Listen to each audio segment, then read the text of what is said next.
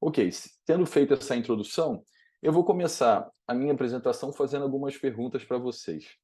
Essas perguntas, em princípio, parece que são simples, mas eu vou tentar mostrar para vocês que, apesar da pergunta ser simples, a resposta talvez não seja tão direta assim. E essa é a primeira pergunta, né? Se eu estou falando sobre o ensino da natação, o que que exatamente eu deveria ensinar?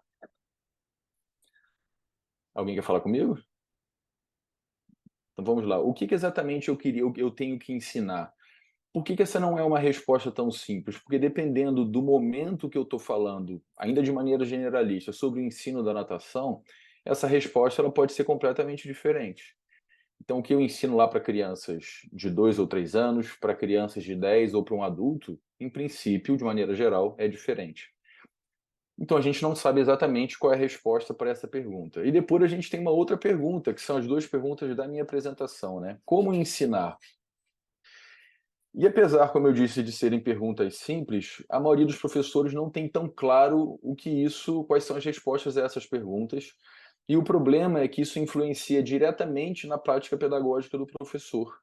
Então, o professor, muitas vezes, ele está lá na beira da piscina, ele não tem claro o que ele tem que ensinar e ele não tem claro também como ele tem que ensinar.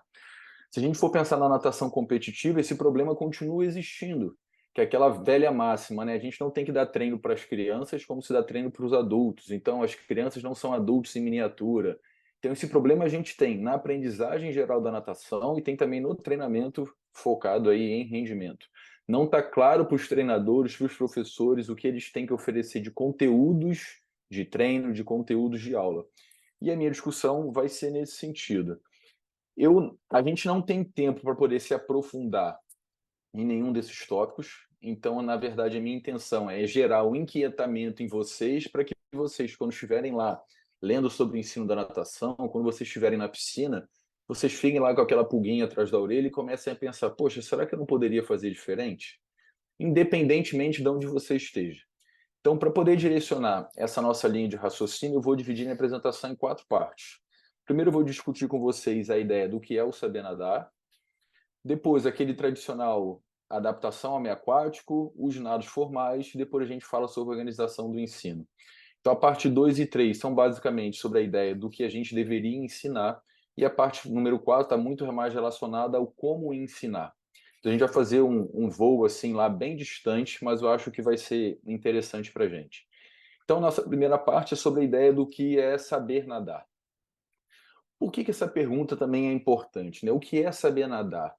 Porque a resposta que cada um dos professores tem a essa pergunta vai direcionar o que ele vai conduzir durante as aulas dele de natação.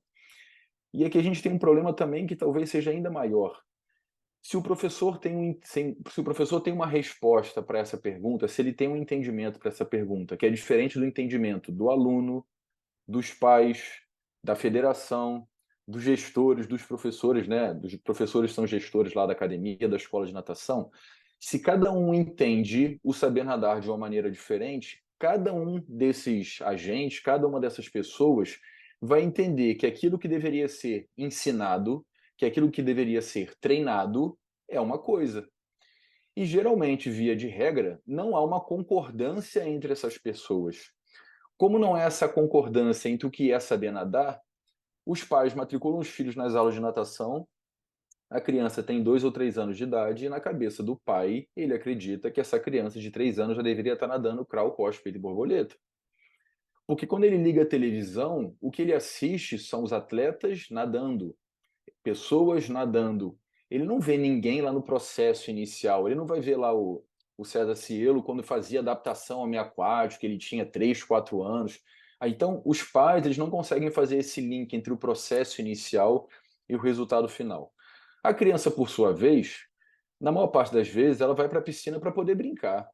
Ela não vai para poder aprender alguma coisa. Talvez depois ela desenvolva esse gosto por querer competir, por querer ser um atleta, ou por querer aprender alguma coisa para poder utilizar em outros ambientes de prática de atividades aquáticas.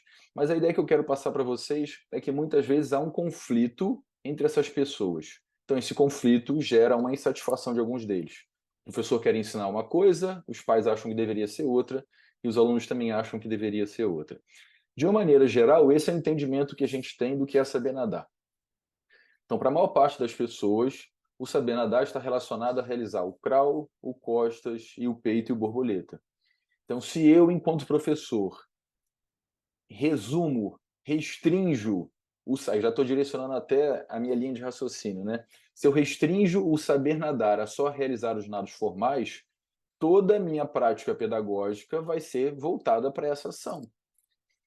E isso muitas vezes pode ter uma influência negativa, porque pode ser que essa criança ainda não esteja preparada motoramente para poder aprender os nados formais.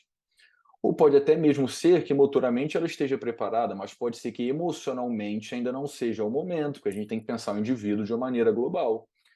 Então, se eu só limito o saber nadar a realizar os 4 nados formais, pode ser que eu esteja privando essa criança de aprender outras coisas. Guilherme, significa então que não tem que ensinar os nados formais? Não, muito pelo contrário. Eu acho que essa é uma obrigação nossa, e ensinar direito.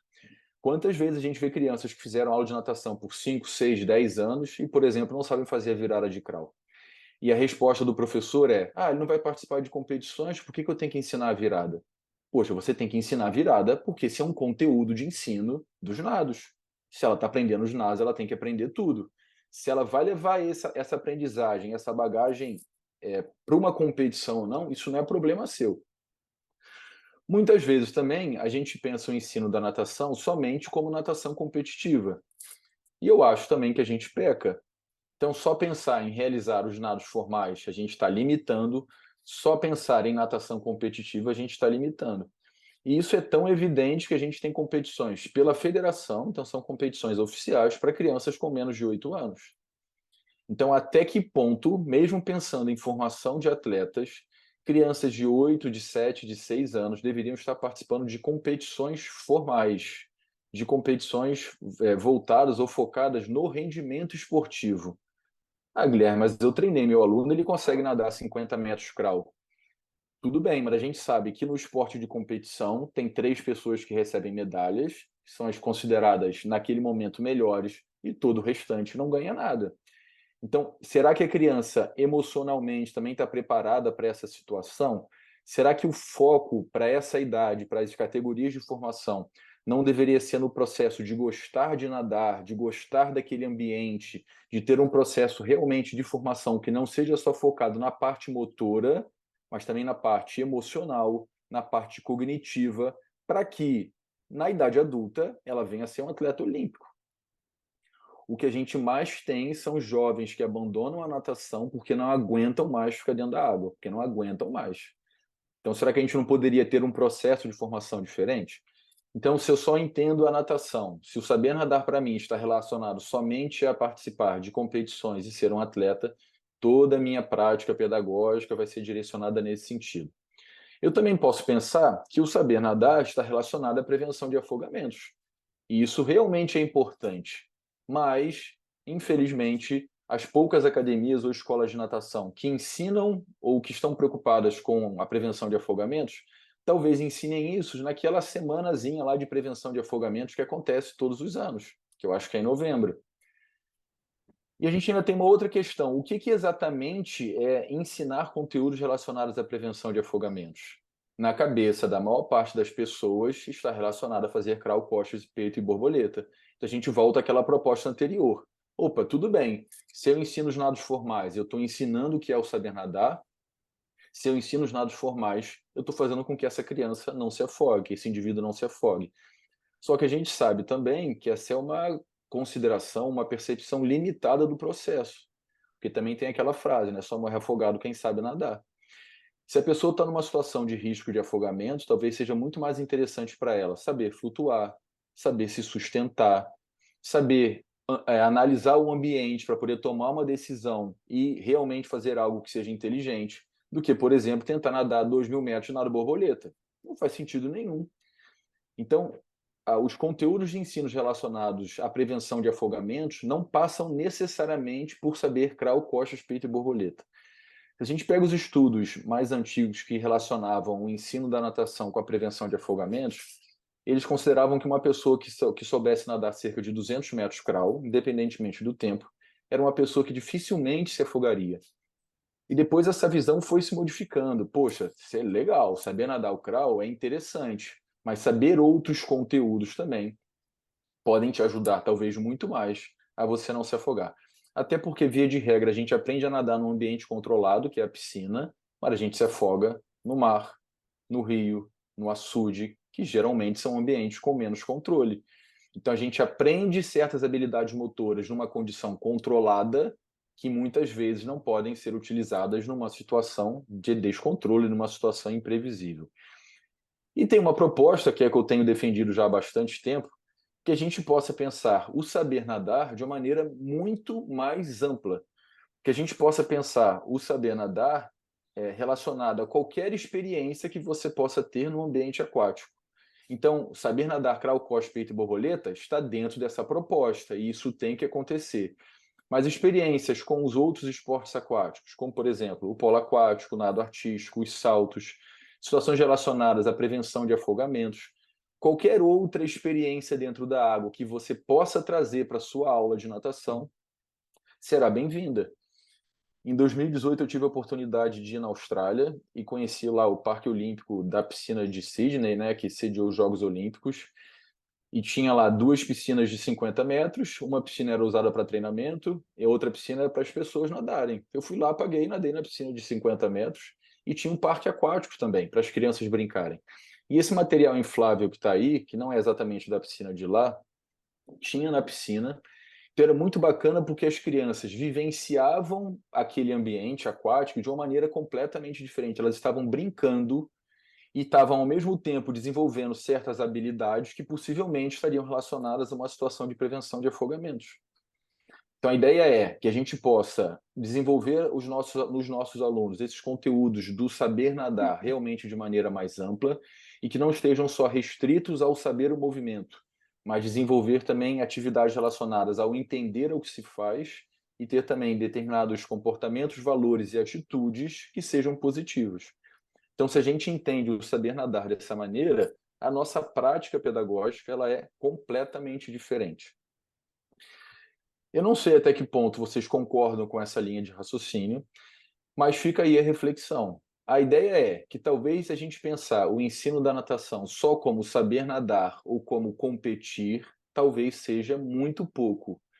E é por isso que eu vejo que é muito comum os professores perguntam assim para mim, por exemplo, eu tenho defendido que a adaptação semiaquática a gente possa ensinar por 8, por 10 anos, na verdade pela vida inteira.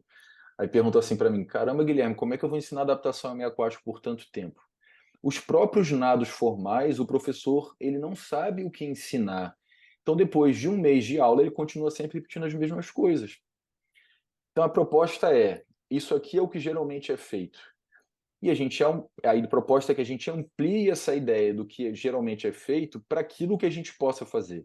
Então, a gente vai ampliar as experiências aquáticas que podem ser realizadas dentro da piscina, na praia, no açude, no rio, num parque aquático, para que a gente possa ensinar mais coisas e que essas experiências possam ser levadas para que na idade adulta o indivíduo faça natação voltada para a saúde, que ele participe de competições amadoras, faça uma travessia, etc., que ele possa ser um atleta de natação, que essas experiências da natação possam ser levadas, caso ele queira, para o polo aquático competitivo, que no final de semana ele possa ir no clube brincar de polo aquático com os amigos. Eles estão dentro da água. Essa visão mais ampliada do ensino da natação influencia diretamente a nossa prática pedagógica, como eu já disse, mas ela amplia também, vamos pensar aí até no Cabral, né? Os consumidores do esporte. Então, são pessoas que entendem o esporte ou os esportes aquáticos de uma maneira muito mais ampla e positiva e serão consumidores desses esportes aquáticos. O que para a gente é importante, porque a gente vive do ensino dos esportes aquáticos. Então, a gente precisa criar experiências que sejam positivas. E o ponto de partida disso tudo é que as pessoas que trabalham nessa escola de natação e a própria escola de natação têm um entendimento de por que ele existe, quais são os objetivos dessa escola de natação. E que esses objetivos fiquem claros para todas as pessoas que estão envolvidas nesse processo. Como eu disse, os gestores, os professores, os pais, os alunos, porque senão cada um vai conduzir o ensino da natação para objetivos diferentes. e no final as pessoas vão ficar insatisfeitas. Então a ideia seria que os pais procurassem a escola de natação e ficasse claro para eles o que que o meu filho vai aprender aqui.